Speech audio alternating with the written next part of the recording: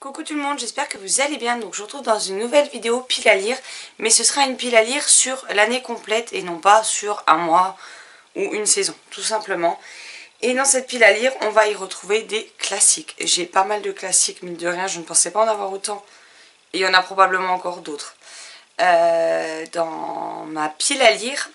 Et du coup j'en ai sorti, pas tous, mais j'en ai sorti une partie que j'aimerais lire cette année. Donc en tout cas je piocherai dans cela pour lire cette année. Donc on a tout d'abord Soleil Vert de Harry Harrison chez J'ai lu collection science-fiction. Donc on m'avait dit que c'était un classique du genre quand je l'ai acheté, donc il me tente bien.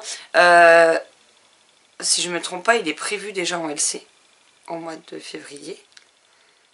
À vérifier, il faudra que je vérifie les dates, mais il me semble qu'il est prévu en février celui-ci. Ensuite, on a le livre de la jungle de Rudyard Kipling, là aux éditions, je ne sais pas, de La Fontaine au Roi. Parce que ça reste un classique, donc voilà. On a Le fantôme de Canterville et autres contes de Oscar Wilde chez Librio. Donc ce sera mon premier livre d'Oscar Wilde que je vais découvrir. On a Vendredi ou la vie sauvage de Michel Tournier chez Folio Junior pour les textes classiques. On nous dit que c'est devenu un classique illustré en couleur. C'est un chef-d'œuvre, donc on verra bien ce que ça donne. J'en ai entendu beaucoup de bien, donc nous verrons. Ensuite, un autre classique avec Le Magicien d'Oz de Frank Lyman Baum chez Pocket. On a... Oups. Non, on n'a pas... Oups, ça c'est pas un titre de livre. Peter Pan de James Barrie chez Librio. On a La Nuit des Temps de Barjavel, qui est notamment l'histoire d'amour préférée de Elodie de la chaîne et du compte Facebook Elliot et des livres. Donc voilà, Elodie, si tu passes par là, et ben sache que je vais enfin m'atteler à le découvrir. Par contre, je me rends compte que il est tellement vieux qu'à des endroits où les lettres commencent à s'enlever. Ça va être tout drôle pour le lire. Ensuite, on a L'étrange cas du Dr Jekyll et de Mr Hyde de... Comment il s'appelle déjà? Je cherche son prénom. De Robert Louis Stevenson chez Le Livre de Poche. C'est un autre auteur qui porte un nom à peu près... c'est aussi Stevenson, mais c'est chez Ozu et du coup, c'est pas du classique là. C'est pour ça que je me demandais. On a Le Marchand de Venise de Shakespeare au Livre de Poche. Donc c'est une œuvre de Shakespeare que je n'ai jamais lue. Voilà. J'ai encore Hamlet aussi que je n'ai jamais découvert dans ma pile à lire. Mais celui-ci est clairement beaucoup plus court que Hamlet. Hein. Donc clairement c'est pour ça que je l'ai pris. Puisqu'il fait... Bah, il n'y a pas de numéro de page. Bon, ça là elle est bonne. Bon bref, on découvrira ce que ça donne. Il est dans ma pile à lire, notamment parce qu'on en parle dans Twilight. Ne cherchez pas, voilà. Et il y en a un autre que j'ai acheté parce qu'il est dans Twilight aussi. Ensuite, une inconditionnelle du classique policier avec Agatha Christie et Le Crime d'Halloween. Donc aux éditions, toujours Le Livre de Poche. Celui-ci, je pense que je le lirai plus à l'approche d'Halloween, comme ça il rentrera dans mon challenge par la même occasion. Même si ça fait déjà 2 ans qu'il est créé le challenge et 2 ans que je le mets dedans que je le lis pas. Mais bon. Ensuite, on a Belle Amie de Maupassant, publié chez Pocket. Donc là c'est pareil, c'est un des vieux classiques. Ouais, sauf que je vais avoir un problème.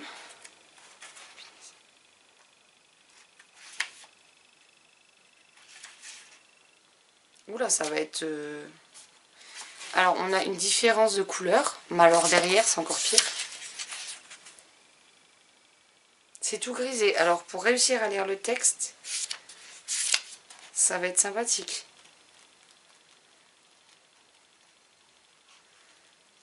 Je l'avais trouvé en boîte aux livres et je vous avoue que j'ai pas fait exprès. Ouais mais non, c'est pas possible en fait. Bon bah je crois que je vais m'en racheter un. Bon, en même temps, écoutez, 1,99 € dans cette édition. Parce qu'il y en a d'autres où là, il y a des endroits où c'est totalement illisible. Donc je laisse Belle Amie dans ma pile à lire, mais j'irai le racheter celui-là du coup. Voilà, ça me permet aussi de voir qu'il y en a qui seront illisibles. Ensuite, on a le tant connu Fahrenheit 451 de Ray Bradbury chez Folio SF. Celui-là, je pense qu'il est inutile de le présenter. l'autre livre que j'ai acheté à cause de ma lecture de Twilight. Les Hauts de Hurlevent de Emily Brontë. Donc ici c'était chez Cranford Collection. Voilà, voilà. Mais je l'ai aussi derrière en édition France Loisirs, hein, que j'ai depuis la sortie du premier film Twilight. Parce que moi j'ai découvert les bouquins quand le premier film est sorti. Et j'ai tellement aimé que j'ai regardé 3-4 fois. Et ensuite j'ai été me chercher les tomes 1 et 2 chez France Loisirs à l'époque. Je les ai bouffés en 2 nuits. Et la journée de la deuxième nuit après avoir fait nuit blanche pour lire le livre. Et j'ai été chercher les 3 et 4 pour finir la série. Donc voilà. Je sais plus ce que je vais regarder là-dedans. Bref. Mais il fait 300 pages. Je sais que ma soeur aime beaucoup ce livre en plus. Donc, et vu que c'est elle qui m'a fait découvrir Roméo et Juliette, je lui fais confiance. Ensuite, nous avons Les 4 filles du docteur March de Louisa May Alcott, toujours chez Cranford Collection, qui me fait super envie. Alors, je le connais, hein, je l'ai déjà lu beaucoup de fois étant pré-ado, parce que je devais avoir 12-13 ans quand je le lisais au taquet. Et je ne l'ai jamais relu depuis, donc j'ai vraiment hâte de le redécouvrir. Ensuite, on a Dracula de Bram Stoker. Alors, Nathalie du blog Les Passions d'Annie me l'a donné dans une édition poche qui date d'il y a très longtemps.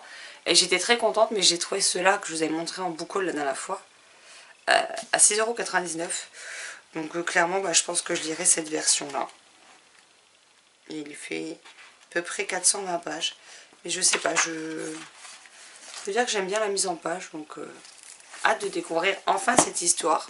Surtout pour moi qui adore les vampires. Et le dernier, c'est donc L'Histoire sans fin de Michael Ende, publié chez Hachette Roman.